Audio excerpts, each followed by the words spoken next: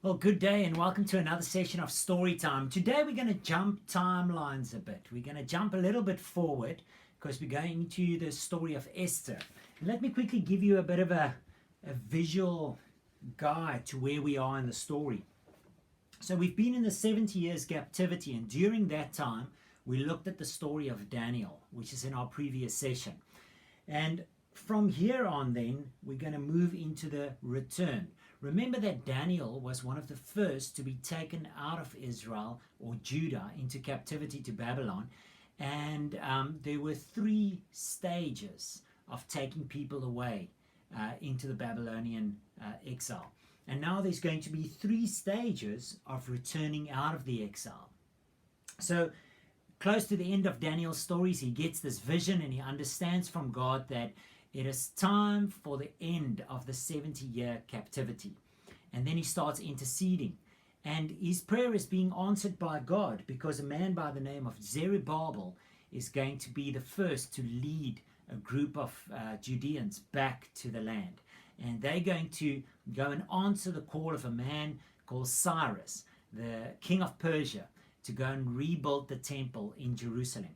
And then, together with Ezra, the priest, there's going to be a second return, and they're going to start to use the temple and see it getting finished. And then the walls are going to be rebuilt by a man called Nehemiah, and he is the third group of the return out of exile. And we'll be looking at every one of those, but I don't want to break that return story up, because in between the first and the second return, we find the story of Esther, and that is where we will be today. So just remember that we're going to speak about a man called Cyrus who's going to say, go and rebuild the temple. Now, Esther is going to be married to a man called Xerxes, or his Hebrew name is Ahasuerus. And Xerxes' mother is a daughter of King Cyrus. So just to connect the dots. And Xerxes is then the son of Darius, a king who we met in the book of Daniel as well. So just to give you sort of an idea of where we're sitting in that story. The setting of the story then is also a country that is very, very vulnerable still. They don't have their own king. The Israelites don't have their own king by the time that they start returning. They're still under command of the Persians. And it leaves them very vulnerable. They're building a temple to a god that is not actually recognized by the kings of the Persian Empire. And they're surrounded by people who don't really want them there. The Samaritans who were brought there and who's this mixed race, they're staying in the territory. So these Judeans are very vulnerable. They're not under their own law. They're still under the law of a big empire that they don't have any control over.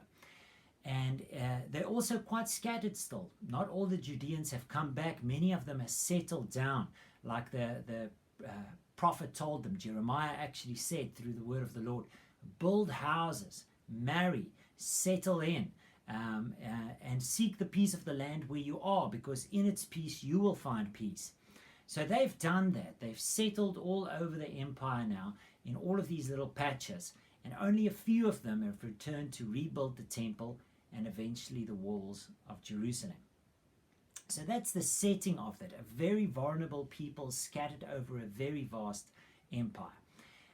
So Xerxes then is ruling this empire, and at the time when he rules, it spans all the way from India to Kush, which is modern-day Ethiopia, the starting regions of the Nile River. That's a vast empire, and right in the middle of all of that sits this small little pocket called Judea, and a small little city compared to many others called Jerusalem. And he then, the start of the story, gathers all his officials from all over this empire and says, come together for a great feast. And for 180 days, he entertains these people from all over the empire by showing them his great wealth and his great power and everything that he has. 180 days, it's half a year of demonstrating just how wealthy and how powerful he is. So get a picture of this man. We met a man called Nebuchadnezzar who walked on his palace and said, "See how great is this city that I've built. See how powerful I am." And God said, "No, I'm going to chop you down. You're a great tree, but I've got the axe and I can chop you down and I can bind you for a season and decide whether you grow or don't grow again." So this Xerxes haven't learned that lesson. He is a proud man. Secondly, by the end of this 180 days, he then says to all the people in the capital city of Susan, he says, "Come together in the palace court, and in this garden of mine, we will have a 7-day banquet." And he just bountifully opens up his cellars and he offers to everybody that they can drink whatever they want, as much as they want to drink, and they just feast. And the display of the glory of the king and the wealth of the king there is just exuberant. Every person has a golden goblet, but it's a goblet that is unique. It's not mass produced, it's everyone individually made. And it just explains the decorations of the garden, of all of that. You can actually paint a picture as much as the word describes it for us. And then on the 7th day of this banquet, he then finally calls his wife, his great queen Vashti, to appear before all of these guests of his. And it says he was in high spirits because of the alcohol. He was drunk. And his guests would have been drunk by this time, well over drunk, 7 days of a big party. Now Vashti was in another part of the palace, busy with a feast for the women. And she herself was probably quite intoxicated by that time. So in that state, she answers and says, "Well, I'm not coming. I don't want to appear before the king." And he is greatly offended and angered by her reply, and rightly so. So we cannot justify what she does, but we can understand where this is coming from. This is not a godly people. And he then, it sounds like the party ended, and in his anger he calls together his advisors and says to them, "What is to be done about this?" And they say to him, "Well, if everybody in the kingdom is going to hear how your wife, the queen, replied to you, the king, that's the end of honor and respect in marriages. There's going to be no more submitting happening in marriages. So you need to set this right. Say, yes, she didn't want to appear before me, therefore she will never appear before me again." That's quite a harsh statement to make. So whether it was right or not, he decided it was good advice. And that's the end of the queen. She's dethroned.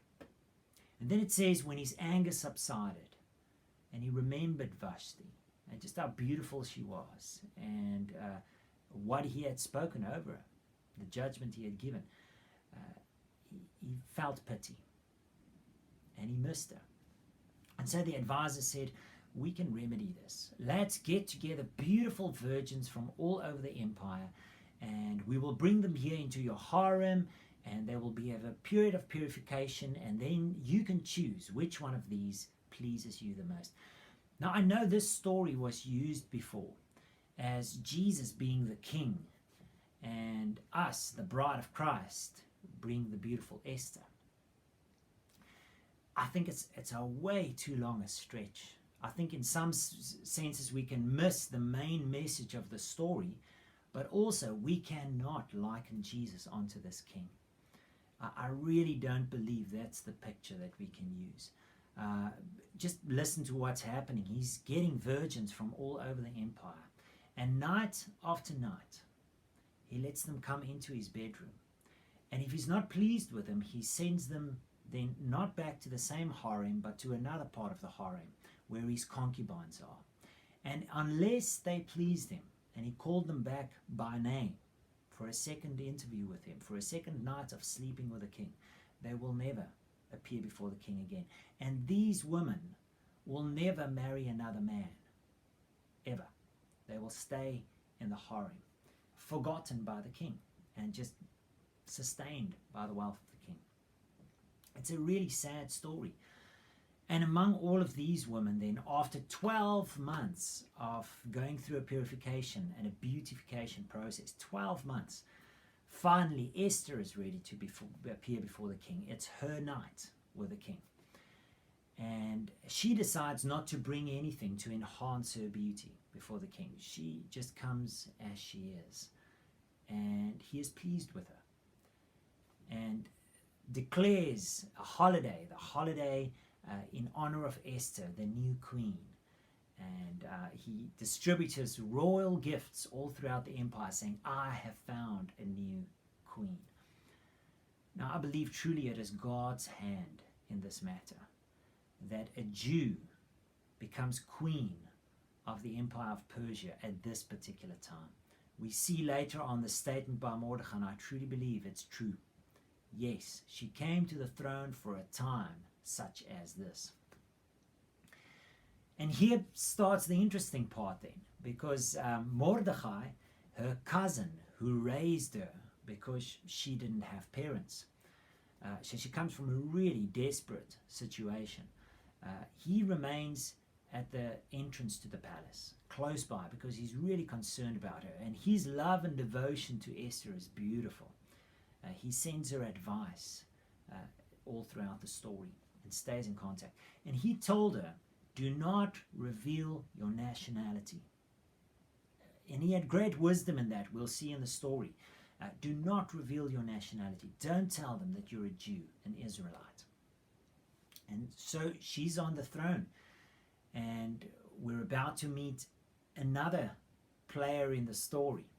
But before we get there, there's this little interjection that seems, at the time, unimportant. Because Mordecai is there at the gate of the palace, he overhears a conversation between two of the servants of the king who got offended by the king and decided to assassinate him. And he sends a warning to the guards, and they check it out. It's found to be true, and this is then recorded in the annals of the king. But Mordecai has forgotten. The story moves on. Then we meet a man by the name called Haman. And Haman, we are told, had greater honor than any of the other servants of the king. He had a great position of honor and of power. And he rose the ranks, so to say, and was seen as a friend to the king. We find them drinking at times in the story, just the two of them together. And Haman would pass in and out to the king's palace frequently, and every time he comes by, the servants of the king, everybody there would bow down to him, recognizing that this man has the ear of the king. And everybody would bow except Mordecai. And in time, he got really, really annoyed by this man who would not bow like everybody else when he passes by. And he asked, who is this man? Where is he from? Oh, he is an Israelite. He is a Jew. And in his anger and rage towards this insolent man who wouldn't bow towards him, he decided it's not just enough to have Mordecai killed. He wants to wipe out all Mordecai's people. He wants to kill all the Jews. And so he made the plan and came to the king and said to him, King, there's a certain people in your kingdom who does not honor you. They're not like the other people. They live apart by themselves. They see themselves as better, and they do not honor you, king. And I suggest that you would have them all wiped out. Get rid of this plague in your kingdom. And so he offers the king 10,000 talents of silver of his own money to pay for the guards or the army that would be raised to wipe out this entire people group out of Mede-Persian territory. And the king said, no, keep the money. Here's my ring. Go and do to them as you see fit. And so, with the authority of the king, he writes letters and sends it out urgently into the entire empire. And says, everybody on this particular day, kill the Jews. Get rid of them.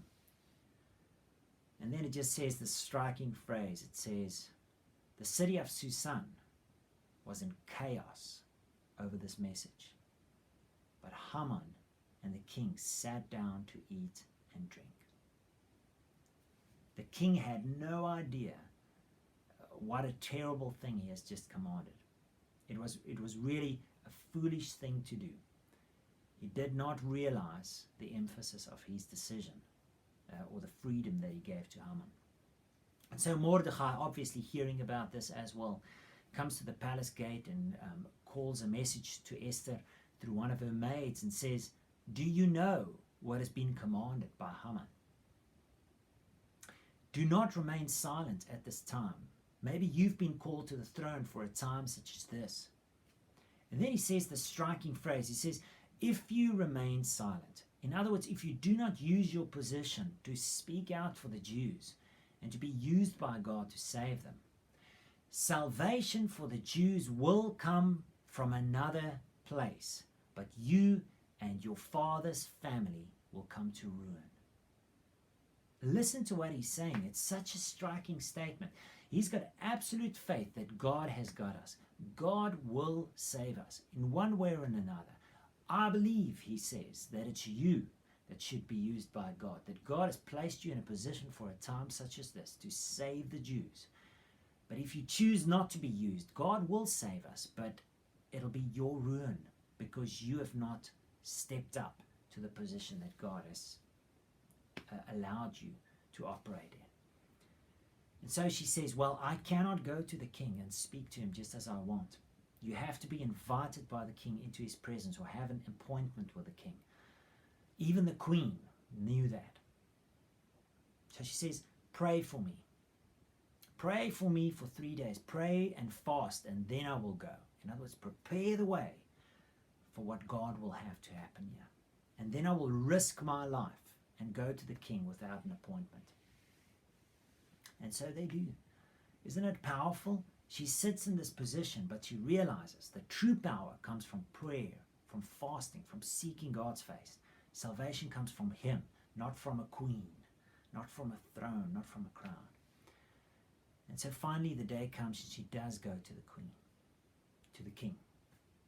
And he sees her walking into the throne room, and the sign, if you can come near, is that the king would hold out his scepter towards you. And he sees her, and he's just touched by her beauty.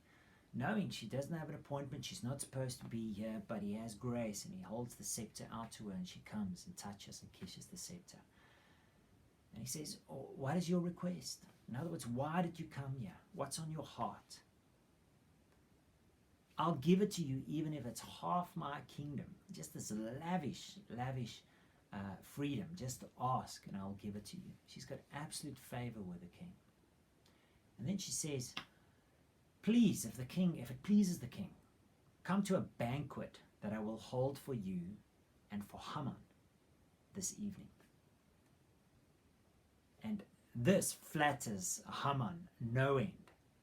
He's invited, just him and the king, to the queen's banquet, a private banquet. And he's so pleased with it. He goes back home, but on his way back home, he passes Mordecai again, and it just annoys him. Even though he set the date for Mordecai and his entire people group to be wiped out altogether, it still annoys him that this man doesn't bow to me. Does he not know I'm the great Haman? I'm the man who the queen invites together with the king to a private banquet. So he goes back home and he just tells his family and friends, "Can you believe it? Man, I'm honored by the king more than anybody else, and now I'm also honored by the queen. I'm just the man." And then he says, "But it all means nothing if this man Mordecai doesn't bow to me." And so his wife gives him some advice. He says, "Well, have a gallows made to hang him on." How's that? And listen to the size of it. A 23-meter high gallows. I mean, imagine this thing standing in a neighborhood, standing about on a plane or somewhere. A 23-meter high gallows. Hang this guy so high that everybody in the city can see him hanging up there. And so he gave the orders, have it made. And then he went off to the banquet with the queen, feeling better. I've prepared Mordecai's death. And at the banquet, they eat and drink together. And at the end of it, the king asks, so I'm sure you've invited us here for a reason. What is it, Esther? Ask, and it will be given to you. I don't know quite what's happening over here. I see how God used it, but I don't know Esther's thinking, if she was still frightened. Remember, she's still a young woman. And this is a big moment to bring up this matter to the king, to say, listen, you've commanded my entire people group to be wiped out on one day. With your seal, it is done. It needs to happen. Do you know that I'm also a Jew? That people that you want to wipe out. It's a big thing to open up to the king. And so he says, if it pleases the king, come tomorrow night again to a banquet that I will have for you and for Haman. And so they depart. And Haman goes back home thinking, woohoo, another night. Man, this is incredible. And nobody else is invited, just me and the king. And the gallows are being made and things are just great. Well, that night, the king cannot sleep. And he's so disturbed that eventually he asks, come on, bring my royal registry, everything that has happened in my kingdom that is written down. Come and read it before me. It's probably, man, it's just official business, so maybe I'll fall asleep hearing this stuff. But in the reading of all of this, suddenly a story jumps up. There was a man who overheard a conversation of a plot to kill the king, and he warned the king. And the men were caught and assassinated or killed, set right, and the king was saved. And he said, wait, who's that man? Oh, Mordecai, the Jew. Did this man get honored, rewarded for having done this? Oh no, it doesn't say anything. And at that moment, it seems like morning have broken, and in walks Haman in the court. And he says, who's walking in the court over there? It's Haman. Oh, call Haman over. And Haman comes over to the king, as he has done many other days. And the king says, Haman, tell me, what must be done to the man who the king truly, truly wants to honor? And immediately Haman's thinking in his pride, that it must be me. I mean, who would the king want to honor more than me? And so he elaborates. He says, well, maybe a man like that can be placed on, let's see, the king's best horse, the king's own horse. Put him on the king's horse and put a cloak that the king hath worn over his shoulders. Put a crown on his head and have some great official of the king walk in front of the horse and walk him through the capital of the city of Susan, shouting out, this is what is done to the man that the king wants to honor. All thinking, I'm describing my day. This is how it's going to go with me. And the king says, wonderful. That sounds perfect. I love that. You know what, Haman? You go and do all of what you said for Mordecai the Jew. And imagine the shock that Haman felt at that moment. The man that I've just yesterday had a 23-meter gallows built for. The man who I hate so much that I'm about to wipe out his entire people group in one day with the seal of the king. And Haman walked out, got Mordecai, put him on the king's horse, put a king's robe on him, put a crown on his head, and personally walked him through the entire city of Susan, shouting out, this is what will be done for the man that the king wants to honor. At the end of this day, obviously tired, hoarse from shouting in front of Mordecai, humiliated, angered, embittered. What do you want to say? He rocks up at home and he told his family and friends, can you believe what I had to do today? And his wife, the same wife that says build the gallows, said to him, my husband, if Mordecai, before whom your fall have started today, if he's a Jew, then you will be destroyed. This is the beginning of the end for you. They saw something powerful of a God over these Jews that Haman have set himself against. She saw through it and she saw, wait, this is not coincidence. There's a God at work here. And Haman, you're about to be destroyed. And this conversation is still taking place when the servants of the king came and said, Haman, quickly, quickly, you're going to be late for the king's banquet. You need to go. And off he went. Feeling a bit lower, I'm sure, than the previous night with the banquet with the king, queen. And so at the end of this banquet, the king again said to Esther, Esther, what is it that you want me to do for you? Even if it's half my kingdom, ask me and I'll give it to you. And she said, my king, there is a man who has set out to destroy my people. And she elaborates on it, and the king says, what? Who would do such a thing? Show me that man who would dare to do that to my queen's people. She pointed the finger at Haman sitting right there with the king and said, this is the man. Imagine the moment, the revelation that the king gets. He's so furious that he jumps up and he walks out the room. And Haman is so desperate, so anxious, so fearful that he falls prostrate before the queen and grabs her feet. And a moment later, when the king comes in and sees this, it looks to him like Haman is attacking his wife. And he says, would you dare to even attack my queen while she's in the chambers with me? And it says, while the king was still saying this, the guards grabbed Haman and dragged him out the room. And as the story unraveled, the king said, have him hanged on that gallows that was made for Mordecai, the gallows that he himself made.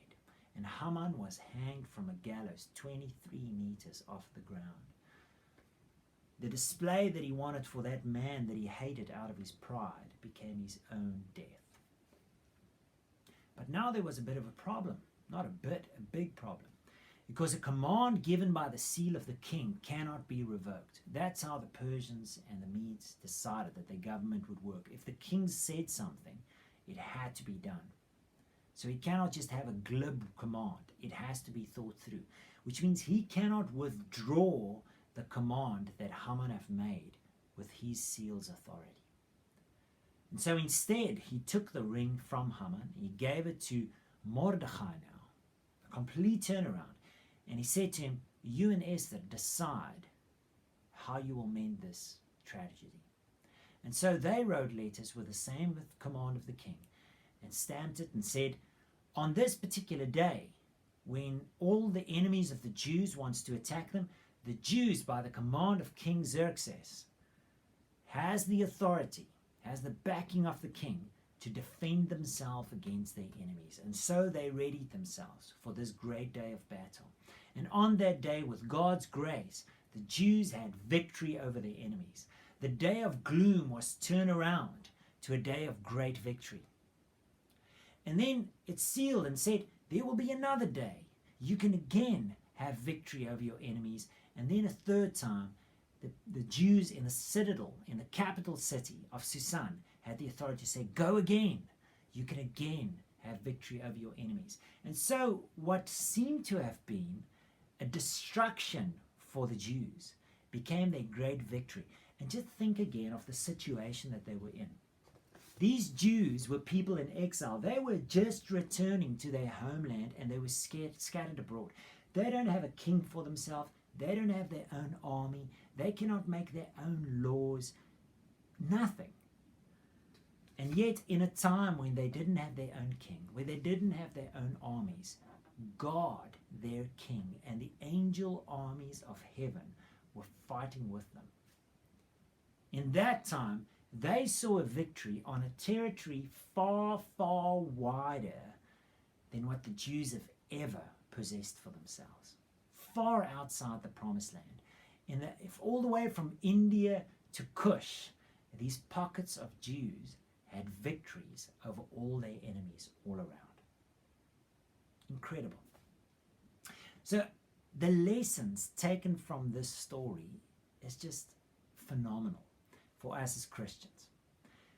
We're living on an earth and we're told we're in this earth, but we're not from it. We are from the kingdom of heaven that is advancing on the earth.